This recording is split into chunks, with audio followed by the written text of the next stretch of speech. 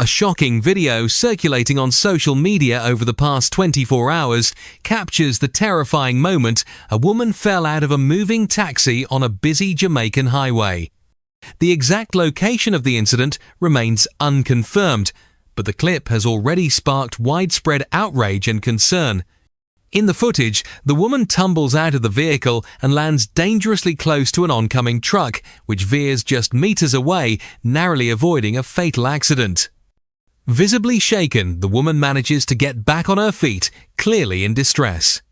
The incident has once again drawn attention to the reckless behaviour of some taxi operators across the island.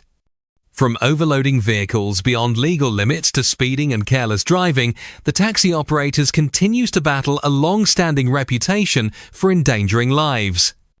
In today's modern vehicles, most doors are equipped with warning systems that emit loud sounds, if not securely closed.